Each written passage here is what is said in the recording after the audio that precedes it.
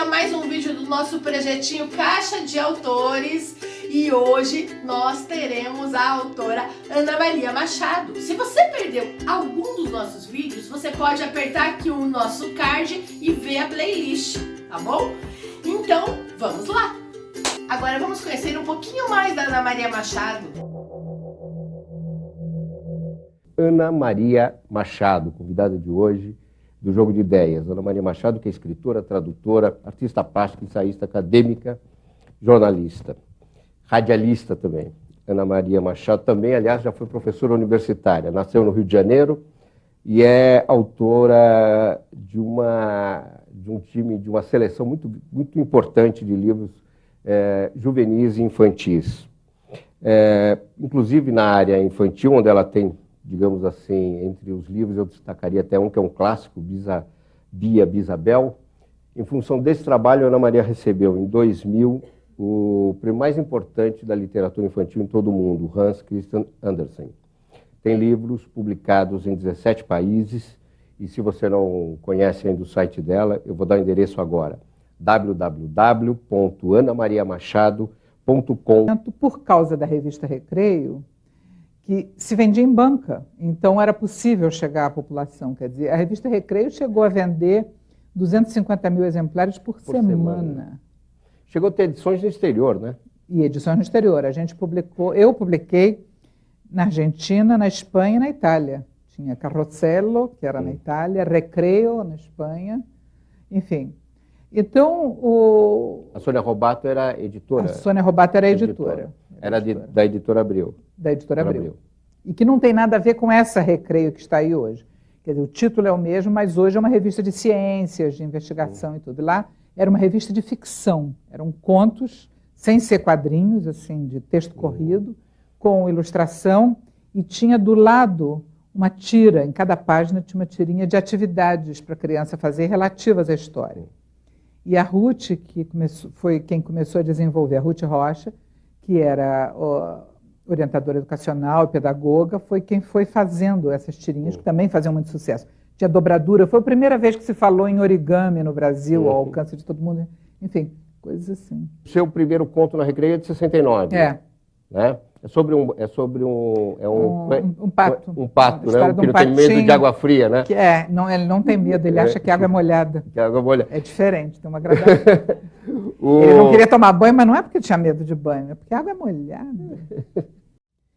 Eu tenho 2 exceções, 2 livros que eu, quando comecei, sabia como ia acabar, mas fora isso, nunca sei. Quais são? Um é o História Meio ao Contrário, que como eu comecei dizendo que então eles se casaram, tiveram uma filha linda como um raio de sol, e viveram felizes para sempre, só podia acabar com a frase era uma vez. Né? Então esse eu sabia que ia ter que dar cambalhota. E o outro foi Aos Quatro Ventos, que é um romance para adultos. Tem tempo para contar uma historinha ainda? Claro!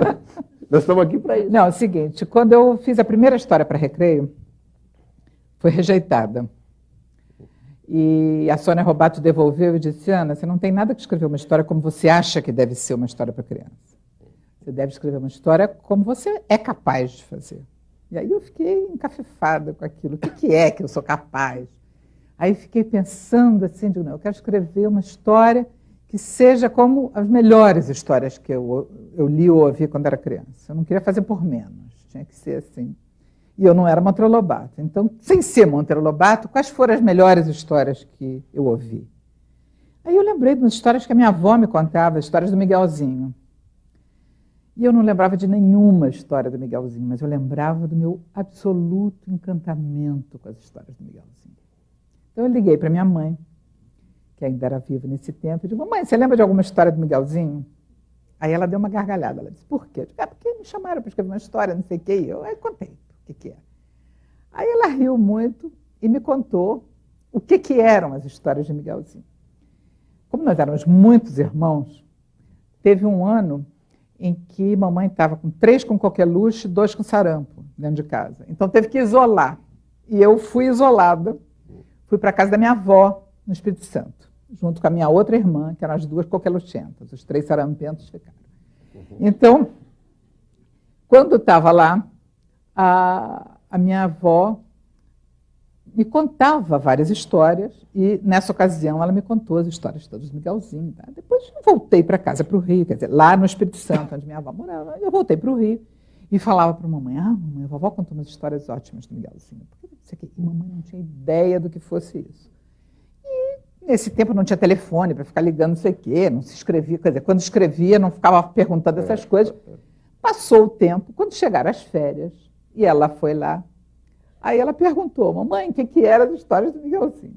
E minha avó disse a ela que era o seguinte, que as histórias do Miguelzinho, ela me contava toda noite o que tinha acontecido comigo de dia, ela contava de novo, como se fosse o Miguelzinho. Então dizia assim, Miguelzinho hoje... Miguelzinho Semó. Miguelzinho hoje ganhou um patinho, porque ele tomou o remédio todo direitinho, então a avó do Miguelzinho deu a ele um patinho. Aí ele saiu com o patinho, aí tinha umas formiguinhas andando, ele viu a formiguinha. Enfim, eu ficava absolutamente encantada, porque o Miguelzinho era eu, fazia tudo aquilo.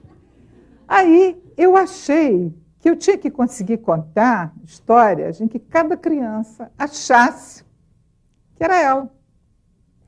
E como eu não convivia com cada criança, eu só estava convivendo com o Rodrigo, meu filho, que essa altura tinha 1 ano e meio, 2 anos, eu disse, eu tenho que contar o que o Rodrigo viveu, como se fosse o Miguelzinho.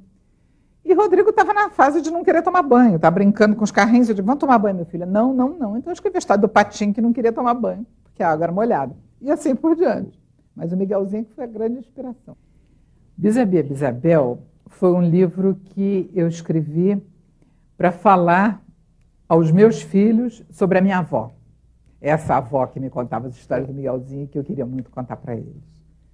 E então eu já vinha há algum tempo pensando que em algum momento eu iria escrever sobre ela.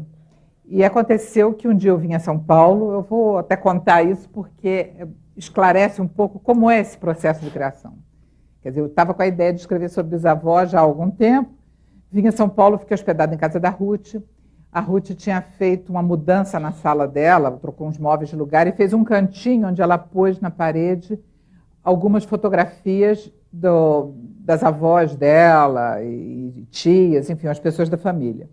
Como meus filhos eram filhos, quer dizer, são filhos do irmão dela também, aqueles antepassados eram antepassados deles também. Eu cheguei lá, vi aquilo e fiquei olhando na parede, assim, nas fotos, para ver com quem parecia, traços de um e outro, procurando aquilo. Quer dizer, eu juntei as coisas, estou dizendo o quê? É uma coisa do cotidiano que deflagra um processo, como eu falei. Então, as duas coisas entraram ali, eu anotei o sonho e dormi de novo.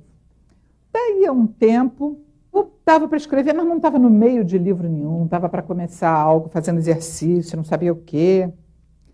E aí eu lembrei de uma meninazinha que eu tinha visto numa sala de aula em Belo Horizonte, numa escola que eu tinha visitado, que ela levantava a mão para fazer perguntas, tinha umas trancinhas assim, e ela fez umas 3 perguntas, as 3 começaram assim, sabe? Aí ela perguntava uma coisa, ela não dizia nada, mas ela antes dizia sabe. Aí eu sentei e escrevi, sabe? Depois que eu escrevi sabe, essa palavra puxou a frase seguinte. Porque quando você pergunta sabe, é porque você vai dizer algo que o outro não sabe. Então eu escrevi a frase seguinte, vou lhe contar uma coisa que é segredo e ninguém desconfia. E quando eu escrevi isso e botei 2 pontos, eu percebi que eu tinha que falar da coisa que mais estava me impressionando nesse momento, que era o que eu queria falar, era o meu segredo, era o que ocupava meu coração, que era que a minha irmã, Bia, estava doente. Mas eu não queria falar nisso ao mesmo tempo, porque me expor de uma maneira biográfica que eu não queria. Aí eu lembrei da bisavó. Vou falar na bisavó. Mas aí eu misturei a bisavó com a Bia, minha irmã. E pus que Bisabia mora comigo bem dentro de mim mesmo. Me lembrei do sonho e saí fazendo. E aí toda a história nasceu. Então, do Bisabia é isso. Em função desse trabalho, a Ana Maria recebeu, em 2000, o prêmio mais importante da literatura infantil em todo o mundo, o Hans Christian Andersen. Esse é um prêmio que ele é, o grande público pode não saber, mas isso é ganhar a Copa do Mundo, é uma coisa assim para a literatura infantil. Como é que foi esse prêmio? De que forma te impactou? O que isso mudou, pelo menos nas suas relações internacionais, que quem tem uma chancela dessa é uma referência internacional? Não, mudou, dá uma outra aceitação do nome. Tudo. Mas eu acho que eu senti, não é demagogia dizer isso, não, eu senti muito forte isso na ocasião, quando foi. O tipo de orgulho que deu é assim, muito misturado, que eu acho, com que um atleta deve ter quando ganha a medalha e vai para o pódio. Eu estava ouvindo o hino nacional naquela hora, entendeu? Não sou eu, é o Brasil. Acho que essa coisa é uma coisa coletiva, é uma maneira nossa de contar histórias que está sendo reconhecida, ainda mais que o Brasil já tinha ganho antes com a Lígia Bojunga. Então, realmente, a nossa literatura infantil tem qualidades que os outros são obrigados a reconhecer que tem. Porque não é em todo canto que está se fazendo uma coisa com essa força, com essa expressividade, com essa qualidade, não minha e da Lígia, mas nós todos, da Ruth, do Ziraldo, da Silvia Ortoff, da Fernanda Lopes de Almeida, do Bartolomeu Campos Queiroz, da Marina, enfim, tanta gente que tem. O que diferencia essa literatura infantil brasileira do resto? Tem um detalhe que é importante, que eu acho que até acho que foi a Ruth que me abriu os olhos para isso, até citando Monteiro Lobato, é que os grandes escritores, né, que foram referências da literatura infantil, principalmente na Europa, depois nos Estados Unidos, eles reproduziam muito da história oral daqueles países, né, de lendas, esse tipo de coisa. E aqui foi uma reinvenção. Né? Aqui e na Inglaterra. Aqui na Inglaterra. Aqui na Inglaterra. São dois lugares referenciais. Que são referenciais nisso, porque foi reinvenção mesmo, pegando elementos da cultura. Esse é o grande diferencial? Esse é um. Não, mas existe outro para nós hoje aqui, que é herdado do Lobato diretamente. Ele foi um gênio de ter feito isso, que é realmente ele fazia realismo fantástico nos anos 20. Aquilo que o Garcia Marques foi fazer depois. Quer dizer, não precisava dizer palavra mágica, não precisava anel mágico, não precisava varinha mágica, não precisava nada disso. A Narizinho estava ali, entrava no Ribeirão, continuava respirando debaixo d'água, passava uma baleia porque já era o fundo do mar, ela estava do tamanho do peixinho e casava com ele. Nada disso precisa explicação. Então, isso é uma coisa de uma força inacreditável. E nós crescemos lendo isso e vendo como era natural. Então, quando nós começamos a escrever, escrevemos disso naturalmente. Isso é uma coisa que ninguém faz. No próximo vídeo, nós saberemos mais sobre a vida da Lígia Bojunga Nunes. Até lá!